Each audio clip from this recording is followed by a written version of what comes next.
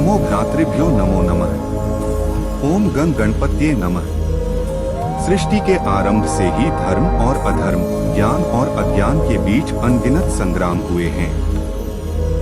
परंतु मुद्गल पुराण में वर्णित यह गाथा केवल दो शक्तियों का युद्ध नहीं, बल्कि मनुष्य के भीतर छुपे सबसे भयानक शत्रु मोह और अज्ञान के विनाश की अमर कथा है। यह कथा है भगवान श्री गणेश के तृतीय दिव्य अवतार महोदर और महाबलशाली दैत्य महासूर की। जब भगवान विष्णु ने दैत्यों से अमृत की रक्षा करने के लिए मोहिनी रूप धारण किया था, तब उस अलौकिक मोहिनी रूप के प्रभाव से संपूर्ण संसार में सम्मोहन और आकर्षण की एक तीव्र तरंग फैल गई। उसी सम्मोहन और अज्ञान के अंश से एक परम शक्तिशाली असुर का जन्म हुआ, जिसका नाम था महासूर। महासूर जन्म लेते ही अज्ञान और वासना के महाअंधकार से भर गया। उसने महर्षि शुक्राचार्य को अपना गुरु बनाया और सूर्यदेव की कठोर तपस्या में लीन हो गया। सहस्रों वर्षों की दारुण तपस्या से प्रसन्न होकर सूर्यदेव ने महासूर को तीनों लोकों में अजय रहने का वरदान दे दिया। वरदान पाते ही महासूर के अहंकार की कोई सीमा न रही। उसने देवलोक पर आक्रमण कर दिया।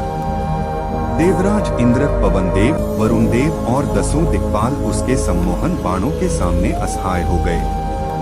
महासूर का केवल एक ही अस्त्र था, संसार को मोह के जाल में बांध देना। जिस भी देवता या मानव पर उसकी दृष्टि पड़ती, वह सत्य को भूलकर अपने कर्तव्य से विमुख हो जाता।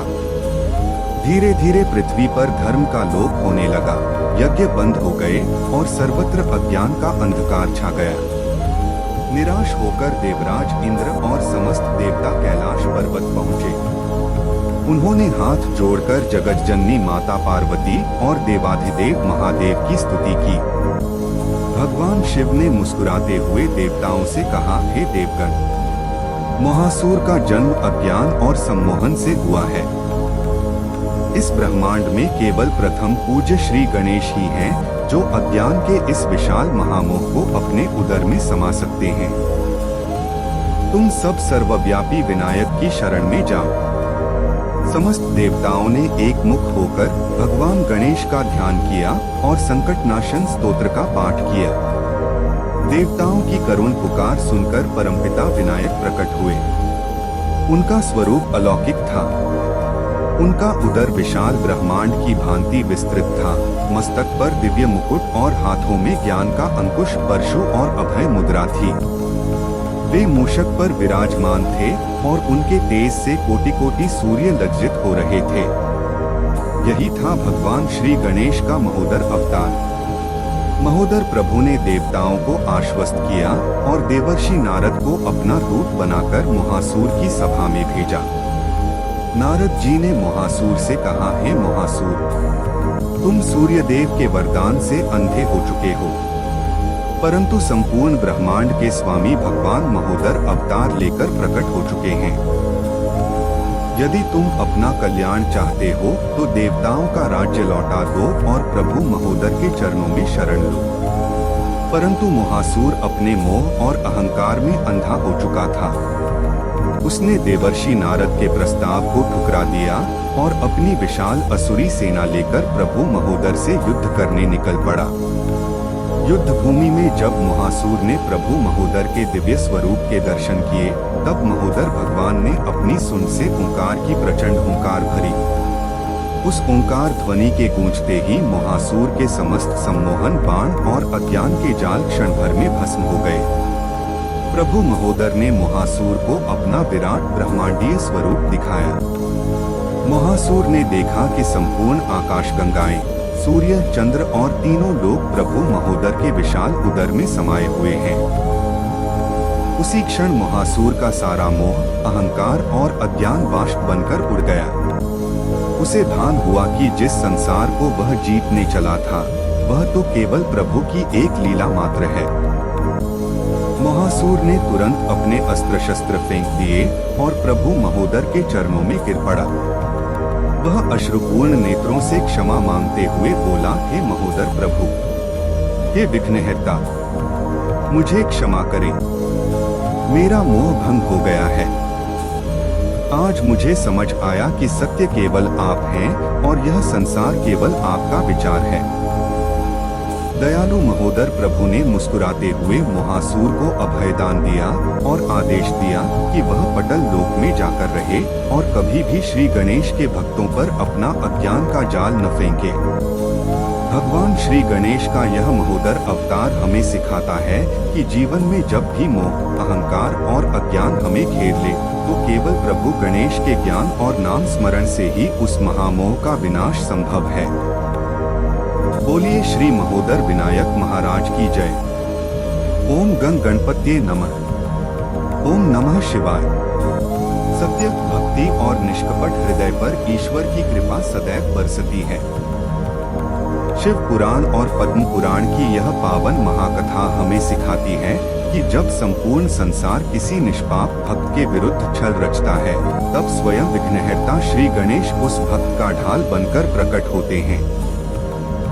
यह अमर कथा है भारत की पवित्र नदी गोदावरी, गौतमी गंगा के अवतरण और महर्षि गौतम पर श्री गणेश की अलौकिक कृपा की। एक बार प्राचीन काल में पृथ्वी पर 100 वर्षों तक भीषण सूखा पड़ा। नदियां सूख गईं, पेड़ पौधे झुलस गए और पशु पक्षी जल की एक एक बूंद के लिए तड़पने लगे। उस समय ब्रह्मगिरी पर्वत पर परम तेजस्वी महर्षि गौतम और उनकी पत्नी माता अहल्या निवास करते थे।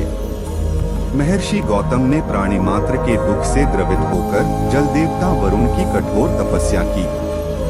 वरुण देव ने प्रसन्न होकर महर्षि गौतम के आश्रम में एक दिव्य जलकुंड प्रदान किया, जिसका जल कभी समाप्त नहीं हो सकता था। महर्षि गौतम ने उस जल से आश्रम में प्रचुर अन्न और फल फूल उगाए और दूर दूर से आए संकटग्रस्त मुनियों, ऋषियों, मनुष्यों और पशु पक्षियों को आश्रय देकर जीवन दान दिया। परंतु कालांतर में महर्षि गौतम की इस महानता और प्रसिद्धि को देखकर आश्रम में रहने वाले अन्य ऋषियों के मन में ईर्ष्या का विष खुल गया। वे सोचने लगे कि गौतम का यश पूरे ब्रह्मांड में फैल रहा है और हमारी कोई पूछ नहीं है। ईर्ष्या से अंधे होकर उन कपटी ऋषियों ने महर्षि गौतम को आश्रम से भगाने की एक दुष्ट योजना बनाई। उन ऋषियों ने प्रथम पूज्य भगवान श्री गणेश की आराधना की और वरदान मांगा कि किसी तरह महर्षि गौतम आश्रम छोड़कर चले जाएं। सर्वज्ञ श्री गणेश प्रकट हुए और उन्होंने ऋषियों को समझाया, हे ऋषियों, महर्षि गौतम एक निष्पाप, परम दयालु और शिव भक्त हैं। अपने परोपकारी भाई के प्रति ईर्ष्या रखना सर्वनाश का कारण बनता है, परंतु ईर्ष्यालु ऋषियों ने अपनी हठ न छोड़ी। तब श्री गणेश ने कहा, ठीक है, तुम्हारे कर्मों का फल तुम्हें शीघ्र ही प्राप्त होगा। ऋषियों ने अपनी माया शक्ति से एक दुर्बल, अधमरी गाय का रूप धारण किया और महर्षि गौतम के धान के खेत में जाकर फसल चबाने लगे।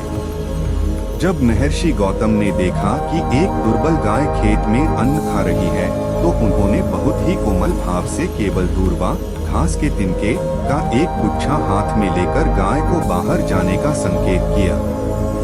जैसे ही दूर्वा का वह तिनका उस मायावी गाय के शरीर से स्पर्श हुआ, ऋषियों की माया से वह गाय तुरंत धरती पर गिर पड़ी और उसने अपने प्राण त्याग दिए। छिपकर देख रहे कपटी ऋषि तुरंत बाहर निकल आए और चिल्लाने लगे, हाहाकार। महर्षि गौतम ने गोहत्या कर दी। यह महापाप है। गोहत्यारे के आश्रम में रहना अधर्म है। महर्षि गौतम स्तब्ध रह गए। उनका हृदय करुणा और ग्लानि से भर गया। वे रोते हुए बोले, हे प्रभु, यह क्या अनर्थ हो गया? अनजाने में भी मुझसे यह पाप कैसे हुआ? महर्षि गौतम ने स्वयं को गोहत्या का दोषी मान लिया और प्रायश्चित के लिए अपने सारे अन्न जल का त्याग कर दिया। महर्षि गौतम की यह करुण पुकार देखकर स्वयं विघ्नहर्ता श्री गणेश प्रकट हुए। श्री गणेश ने अपने ओजस्वी स्वर में कहा, हे महर्षि गौतम, उठिए, आप निष्पाप हैं। यह कोई वास्तविक गाय नहीं थी, बल्कि ईर्ष्यालु ऋषियों द्वारा रचा गया एक मायावी छल था। आपने दूर्वा से केवल स्पर्श किया था, और दूर्वा तो मुझे अत्यंत प्रिय है। वह कभी किसी की मृत्यु का कारण नहीं बन सकती। श्री गणेश ने महर्षि गौतम को आदेश दिया कि वे ब्रह्मगिरि पर्वत पर भगवान शिव की पार्थिव शिवलिंग बनाकर आराधना करें। महर्षि गौतम ने श्री गणेश के चरणों का ध्यान करते हुए महादेव की कठोर तपस्या की। महर्षि गौतम के सत्य और श्री गणेश की अनुशंसा से प्रसन्न होकर देवाधिदेव भगवान शिव प्रकट हुए। महादेव ने अपने जटाजूट से पतित पावनी गंगा की एक पवित्र धारा को मुक्त किया। वही दिव्य धारा महर्षि गौतम के आश्रम में बह निकली, जिसे गौतमी गंगा और गोदावरी नदी के नाम से जाना गया। गोदावरी के स्पर्श से न केवल वह मायावी गाय पुनर्जीवित हो गई, बल्कि महर्षि गौतम पर लगा गोहत्या का झूठा कलंक हमेशा के लिए धुल गया। और जिन कपटी ऋषियों ने छल किया था, वे अपने ही बोए पाप के दंड के भागी बने। भगवान श्री गणेश की यह पावन कथा हमें संदेश देती है कि सत्य की राह पर चलने वाले भक्त को यदि पूरी दुनिया झूठा साबित करने की कोशिश करे, तब भी श्री गणेश उसकी सत्यता की रक्षा करते हैं और उसके जीवन में अमृत रूपी कृपा की गोदावरी बहा देते हैं। बोलिए भक्त वत्सल श्री गणेश जी महाराज की जय। ओम गंग गणपत्ये नमः। ओम मयूरेशाय नमः। मनुष्य के मन में जब इच्छाएं, वासनाएं और अनियंत्रित कामनाएं मर्यादा की सीमा लांघ जाती हैं, तो वे विनाशकारी दैत्य का रूप ले लेती हैं। मुद्गल पुराण की यह अत्यंत दुर्लभ और अलौकिक महाकथा हमें सिखाती है कि जीवन की हर अनुचित कामना का अंत केवल भगवान विनायक के विकट अवतार के नाम स्मरण से ही संभव है। यह गाथा है श्री गणेश के छठे दिव्य अवतार विकट और कामासुर के भयानक युद्ध की। कथा का प्रारंभ तब होता है जब भगवान विष्णु ने वृंदा के पतिव्रत धर्म की परीक्षा ली थी और असुर राज जलंधर का अंत हुआ था। उस समय भगवान विष्णु के चित्त में एक क्षण के लिए जो कामाग्नि और माया का प्रवाह उत्पन्न हुआ, उसी माया के अंश से एक भयंकर असुरी बालक का जन्म हुआ। उसका नाम पड़ा कामासुर। कामासुर जन्म से ही प्रचंड वासनाओं और भौतिक सुखों की असीम इच्छा से भरा हुआ था। उसने अपने गुरु दैत्यगुरु शुक्राचार्य के निर्देश पर भगवान शिव की कठोर तपस्या की। कामासुर ने जल, वायु और अन्न का त्याग कर हजारों वर्षों तक ओम नमः शिवाय का जाप किया। उसकी उग्र तपस्या से प्रसन्न होकर भगवान शिव प्रकट हुए। कामासुर ने वरदान मांगा, हे महादेव, मुझे वरदान दीजिए कि जब तक इस ब्रह्मांड में प्राणियों के मन में काम और कामना जीवित रहे, तब तक कोई भी देव, दानव, अस्त्र या शस्त्र मेरा वध न कर सके। भगवान शिव ने तथास्तु कह दिया। वरदान पाते ही कामासुर काम और वासना का सम्राट बन गया। उसने दैत्यराज महिष की पुत्री तृष्णा, अतृप्त इच्छा से विवाह किया। कामासुर की दृष्टि जिस भी प्राणी पर पड़ती, वह अपनी मर्यादा, धर्म और विवेक खो बैठता। कामासुर ने स्वर्गलोक पर आक्रमण कर दिया।